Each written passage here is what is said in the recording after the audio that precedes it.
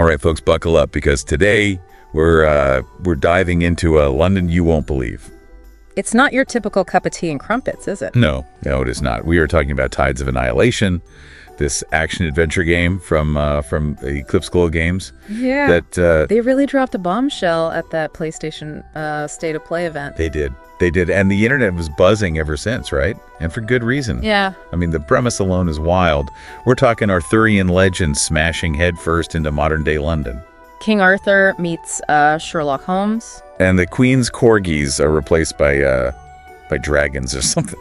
Well, maybe not dragons, but we do have those colossal knights from the trailer. Oh, yeah. Those things are terrifying. Roaming the streets. So we've got trailers, developer interviews, online discussions, the whole 9 yards. Plenty to dig into. Plenty to dig into for this deep dive. So where do we even begin with this one? Well, I think the visuals are a good place to start, right? I mean, how can you not be drawn in by that striking contrast we're seeing between the modern ruins of London and these echoes of a medieval past? It's like they took all those iconic landmarks and then twisted them. Yeah, like gave them this dark Arthurian makeover. Like Big Ben half submerged in a blood-red Thames. Yeah, and the London Eye just mangled like a giant broken tiara. And those knights, those colossal knights just stomping through the streets. It's equal parts beautiful and terrifying, isn't it? Absolutely. It's like a visual feast, but with a side of impending doom. So we've got this shattered modern London, and then on the flip side, there's Avalon. Ah, yes, Avalon. This realm steeped in medieval fantasy, full-on Arthurian legend. It's this juxtaposition of two worlds that really intrigues me. Yeah, you got the post-apocalyptic nightmare of London, and then this mythical kingdom of Avalon. And how do they connect? What's the link? Yeah, what caused this merging of worlds, this invasion, and more importantly, who are we playing as in this whole mess? Well, that's where Gwendolyn comes in, our protagonist, and she's... No damsel in distress. Well, definitely not, no. She's the sole survivor of the invasion. Wow. And she wields this mysterious power, this gray fog that lets her command these spectral knights. Wait, hold on. Spectral knight HTs.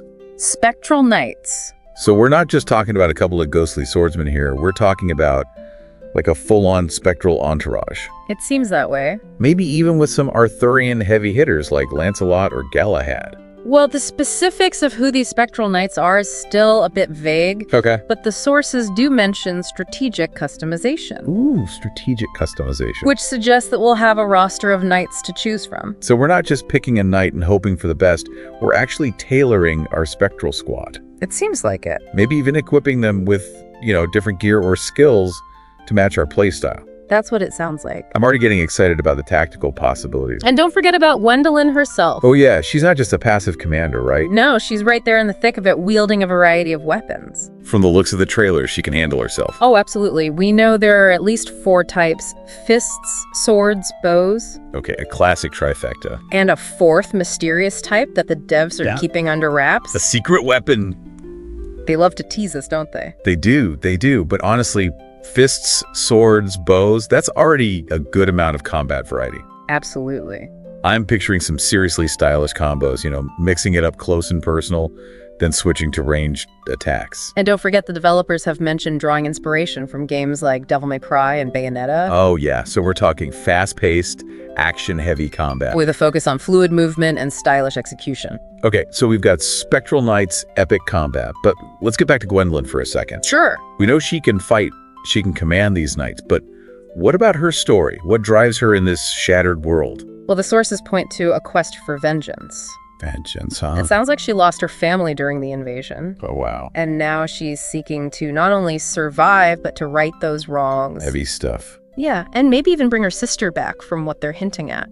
Wow, so family drama and a post-apocalyptic quest, that's a lot to carry. It is. And did you see anything about Grail shards in your research? Ah, yes, the Grail shards. Is this like a shattered Holy Grail situation? It certainly seems that way. Because that adds a whole other layer of Arthurian intrigue. It does. The exact nature of these Grail shards and how they fit into the story is still a bit of a mystery. Of course it is. But their inclusion definitely suggests a deeper exploration of Arthurian lore and mythology. So it's not just about kicking butt and taking names. There's a deeper potentially even spiritual element to Gwendolyn's quest. It seems so. Okay, color me intrigued. But speaking of intrigue, we have to talk about the elephant, or rather, the colossal Knight 8 in the room. Ah, yes, those behemoths. These giant climbable knights that will actually get to battle. Yes, and not just battle, but climb as well. Climb. It's giving me some serious Shadow of the Colossus vibes. Oh yeah, with that sense of scale and the strategic challenge of figuring out how to take down these behemoths. Exactly. Oh man, I can already imagine myself clinging onto a giant metal gauntlet, desperately trying not to get flicked off into oblivion. I can see it now. But hey, at least it'll be a visually stunning demise, right? Especially with that PS5 Pro enhanced mode they're developing. Speaking of visuals, I just keep coming back to how they're contrasting that shattered London with the fantastical realm of Avalon. It's a stark contrast. It is Big Ben in a blood-red Thames, a destroyed London Eye, but then Victorian-era buildings in the background these nights just roaming the streets. It's like they took everything iconic about London and gave it a dark Arthurian twist. Precisely. I have to admit, Yeah. I'm a sucker for a good apocalyptic aesthetic, especially when it's done with this much style. It's hard not to be drawn to it. But it makes you wonder, how does Avalon fit into all of this visually? Right. Will it be like a haven, a stark contrast to the devastated London? Or will it have its own brand of otherworldly beauty and danger? That's a great question, and unfortunately one that the sources don't give us a clear answer to yet. Of course not. But they do mention that Avalon is deeply entrenched in Arthurian legend. Okay. So you can expect a realm of magic mystery and possibly even its own share of danger. So it's not just a peaceful retreat. It doesn't seem like it. Maybe Avalon is where we'll find the source of those otherworldly invaders. Or the key to defeating them.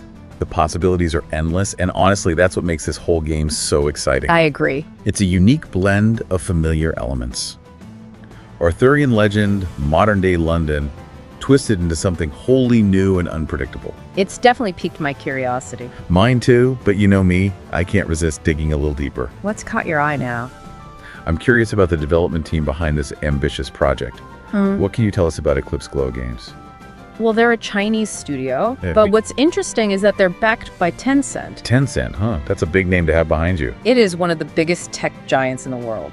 That explains how they're able to pull off a project this ambitious. The resources they must have are incredible. I mean, those colossal knights alone, those must take in a small army of animators to bring to life. Absolutely. But it seems like they're not just relying on spectacle. No, they're not. The sources actually highlight their dedication to researching Arthurian legends. They're aiming for authentic representation that will resonate with Western audiences. Authenticity, huh? Well, that's impressive. It is. It would have been so easy to just throw in some generic knights and call it a day. Right. But it sounds like they're going the extra mile to make sure that those Arthurian elements feel genuine and well-researched. They've even stated that they're focusing on those core themes, courage, loyalty, heroism.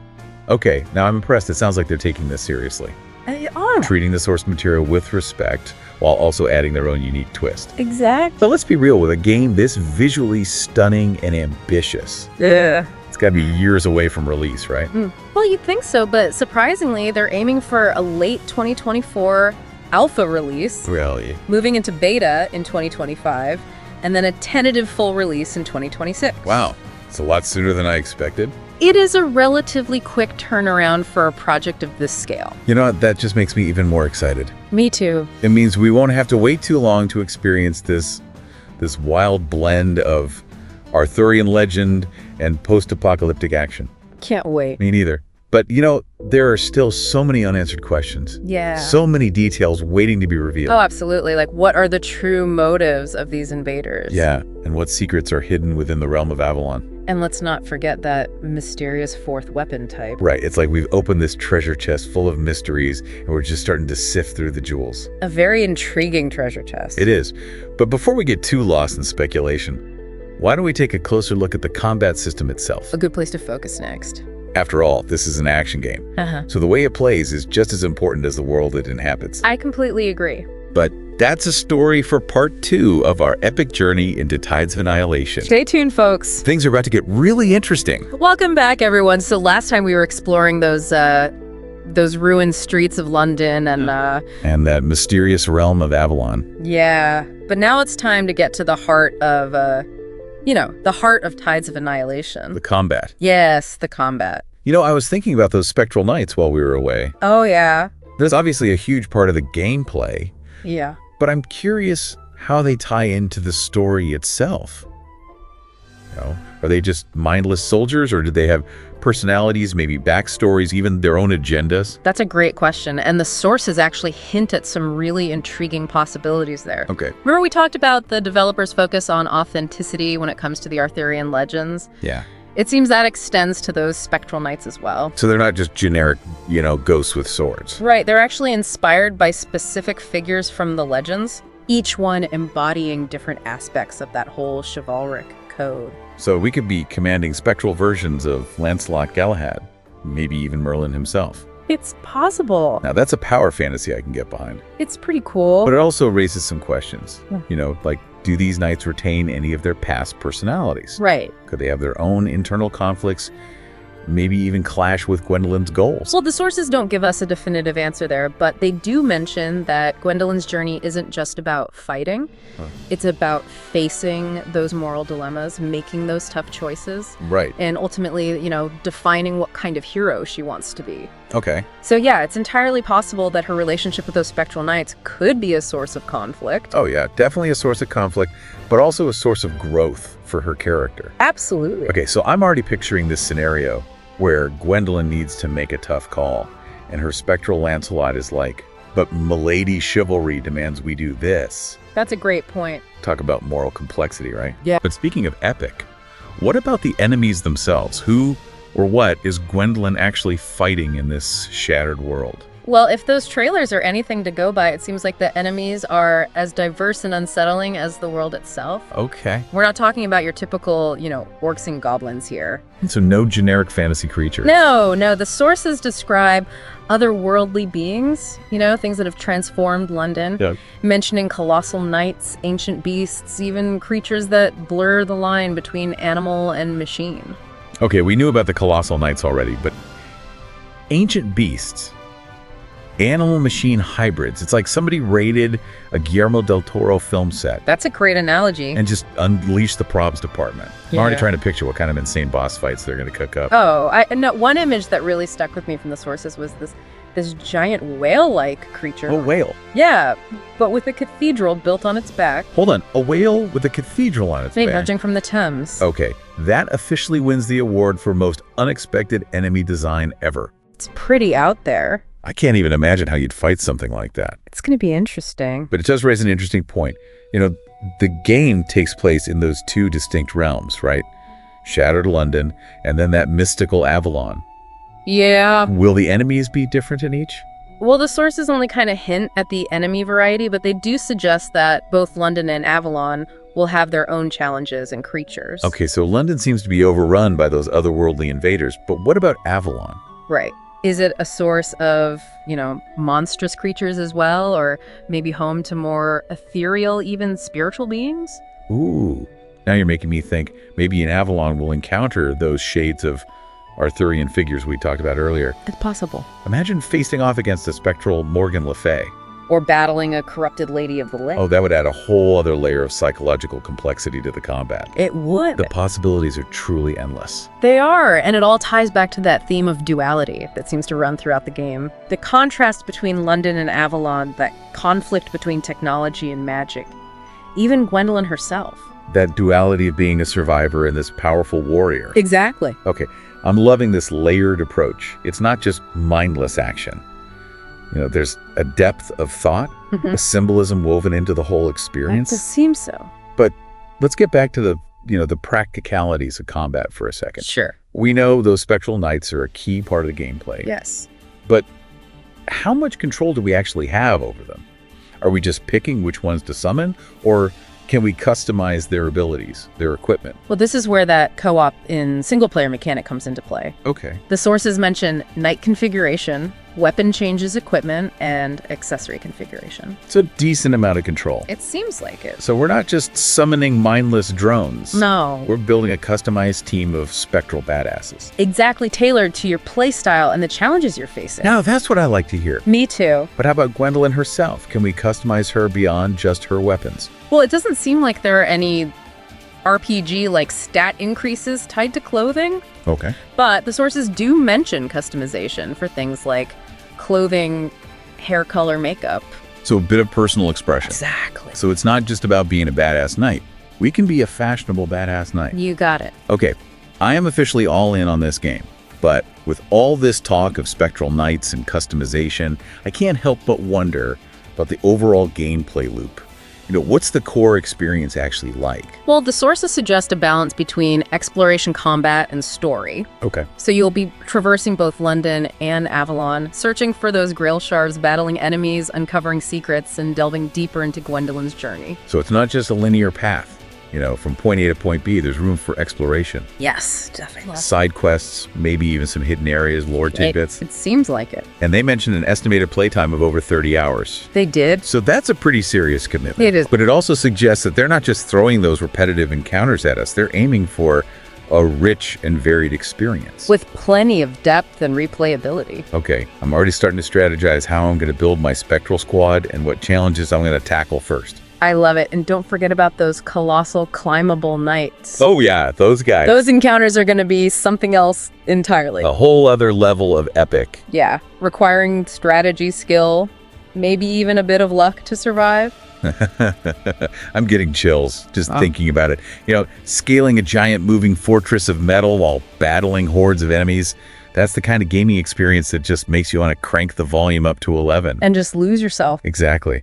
But speaking of immersion, what about the game's overall atmosphere? What kind of tone are they going for? Well, the trailers definitely hint at a dark and gritty aesthetic, but there's also a sense of wonder and magic there, especially when it comes to Avalon. Okay. So it's not just about the apocalypse, it's about hope, resilience, and the power of myth. That's what really resonates with me about Tides of Annihilation. It's not just mindless action. It's a story about humanity facing those impossible odds, about finding strength in those unexpected places. Yeah. And about the enduring power of legends. Well said. But you know me, I can't resist looking for those nitty-gritty details. Have they revealed anything about the music or the sound design? Not a lot, unfortunately. Because with a setting this epic and enemies this bizarre, the soundtrack's going to be crucial, to set the mood. Oh, absolutely. Considering the care they're putting into everything else, though, the visuals, the lore, I have high hopes for the soundtrack. Me too. Imagine clashing with a colossal knight, spectral blades singing through the air, while this soaring orchestral score swells in the background. Goosebumps. Guaranteed. But we can dream about epic soundtracks later. There's this one burning question that's been haunting me since we started talking. Oh, yeah. That mysterious fourth weapon type. What could it be? We've speculated about everything from magical staffs to futuristic energy blades, but I'm starting to think it's something even weirder. Weirder. Something we haven't even considered yet. It's the question that's keeping us all on the edge of our seats. Right, and the developers are being incredibly tight-lipped about it. But they've hinted that it's something truly unique. It's something that's going to change the way we approach combat. They love to tease us. They do, but honestly, that's part of what makes this whole project so exciting. Yeah. That sense of mystery, the potential for surprises, knowing that they're pushing boundaries, trying something new. It's definitely a breath of fresh air. That brings me to another interesting point. Eclipse Glow Games is a Chinese studio. Right. But they're clearly targeting a Western audience with Tides of Annihilation. Yeah. Makes you wonder, are we seeing a shift in the gaming landscape? Are we going to see more Eastern developers creating games specifically to resonate with Western players? It's a fascinating trend. We've seen some successful examples already, like Black Myth, Wukong, and Lost Soul aside. And it seems like Tides of Annihilation is poised to continue that trend, bridging those cultures and creating an experience that appeals to a global audience. I think so. It's an exciting time to be a gamer. We're seeing those traditional barriers break down. Yeah. Blending those creative influences, and ultimately a more diverse and vibrant gaming landscape. I agree. But you know what? We've covered a lot of ground. I think it's time to maybe shift our focus to the developers themselves. Okay. What can you tell us about Eclipse Glow Games and their vision for this game? Well, from what we've gathered, they're a relatively new studio, Okay. but they're clearly ambitious and passionate about their work. And with the backing of Tencent, they have the resources and the support to create something truly special. That's great to hear. I always love seeing talented new studios make their mark on the industry. Me too. But, I can't help but be a little skeptical. Sure. They're aiming high with this project. complex themes, Yeah. innovative gameplay, stunning visuals. You think they can actually deliver on all those promises? Well, it's a valid concern. Ambition is one thing, but execution is another. Right. However, everything we've seen and read so far suggests that they're approaching this project with a lot of care and attention to detail. Okay, I'm choosing to be optimistic after all. This is a game about overcoming impossible odds. It is. And who knows, maybe Eclipse Glow Games will pull off the impossible and deliver a truly groundbreaking experience. I hope so. Me too. But I think it's time to wrap up part 2 of our Tides of Annihilation analysis. Okay. There's still so much more to explore, the Yeah. deeper lore, the potential for post-launch content. Definitely. But that's a story for part 3, where we'll delve into those mysteries surrounding those Grail shards, the potential impact of this game on the industry, and maybe, just maybe, we'll finally get some answers about that elusive 4th weapon type. Fingers crossed. Okay, so we're back and ready to wrap up our epic deep dive into Tides of Annihilation. You know, we've covered a lot of ground. We've explored the world, the combat, even speculated about that mysterious 4th weapon type. Right, but I think there's still one thing that we really need to kind of circle back to. What's that? The developer's choice to use Arthurian legend as the foundation for this game. Yeah, I mean, it's fascinating. It is. Especially considering Eclipse Glow Games is a Chinese studio, right? And they're taking this very Western mythology. Right, and weaving it into this game that feels both familiar and utterly unique. Yeah, it's a bold move for sure. It is a bold move. But I think it also speaks to that increasingly global nature of the game industry, you know? We are seeing more and more studios kind of drawing inspiration from cultures outside their own. Right, creating those experiences that transcend those traditional borders. Exactly. And Tides of Annihilation, I think it's a prime example of that trend. It's not just a game set in a Western world. It's a game that seems to genuinely understand and respect the source material. Yeah, they're not just borrowing imagery and names, right? They're exploring those core themes of Arthurian legend. Like courage, loyalty, sacrifice. Exactly. And weaving them into this narrative that feels both epic and personal.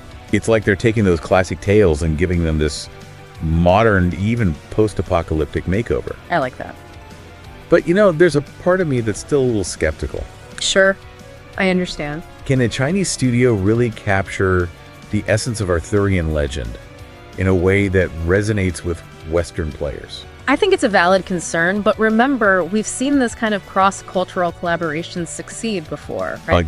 Games like Black Myth, Wukong, Lost Soul aside, Yeah. those have shown that, great storytelling and innovative gameplay can come from anywhere. And honestly, the more I learn about Eclipse Glow Games, the more confident I become that they can pull this off. Yeah. I mean, they're clearly passionate about the source material. Yeah. They're paying attention to detail, and they're not afraid to take risks. And they're acknowledging those potential challenges of appealing to a Western audience, too. Yeah, I mean, remember how they emphasize the accessibility of the controls? Wanting to make sure that even players who aren't those hardcore action game veterans can enjoy the experience. That's a good point. It's like they're saying, we see you Western gamers, and we want you to feel welcome in this world that we've created. And that inclusivity, I think, is really refreshing. It speaks to a studio that's not just focused on profits, Yeah.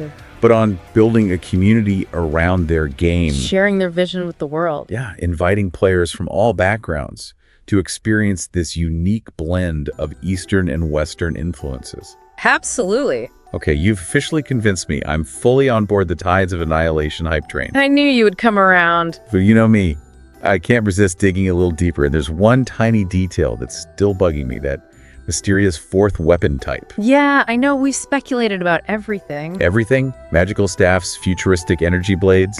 But I'm starting to think it's something even weirder. We're weird? Something we haven't even considered yet. It's the question that keeps us all guessing, right?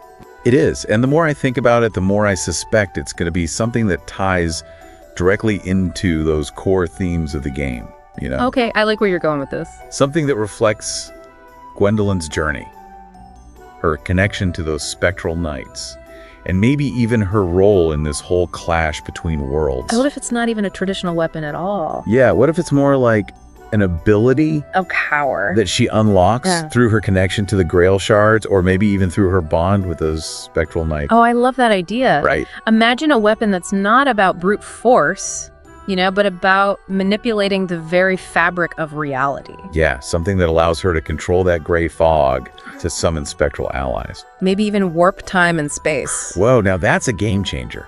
It is. We're not just talking about a new sword or a fancy bow here. Right. We're talking about a weapon that could redefine the very rules of the game. It's a tantalizing possibility, and it speaks to that potential for truly innovative gameplay mechanics in this game. Yeah, this isn't just your typical hack and slash action game. No. It's something deeper, something that pushes the boundaries of what we expect from the genre. I think so. And honestly, that's what has me the most excited about this whole project. Yeah. That sense of mystery, that potential for surprises, knowing that Eclipse Glow Games is taking those risks and trying something new. They're not afraid to challenge conventions No, they're not. and create an experience that's both familiar and utterly groundbreaking. It's a breath of fresh air in an industry that often feels so saturated with sequels and reboots. I agree. But you know what? I think it's time for us to bid farewell to the shattered streets of London and the mystical realm of Avalon. It's been quite a journey. It has. It's been an epic journey filled with speculation analysis, maybe even a little bit of wild theorizing. That's what we do. It is what we do, but that's the deep dive's all about, isn't it? Delving into those depths of the gaming world. Uncovering those hidden details, sharing our passion for the stories that these games tell. And who knows, maybe by the time Tides of Annihilation actually releases, we'll have pieced together the entire puzzle ourselves. Oh, I wouldn't bet on it. No. But even if we don't, I have a feeling that the journey of discovery is going to be just as rewarding as the destination itself. Well said. And to all our listeners out there, we encourage you to continue that journey of discovery. Yeah, explore the source material, share your own theories. Let's keep this conversation going. Absolutely. And in the meantime, we'll be here eagerly awaiting the arrival of Tides of Annihilation and all the epic adventures it promises to bring. Until next time, keep those swords sharp, your minds open, your gamepads charged.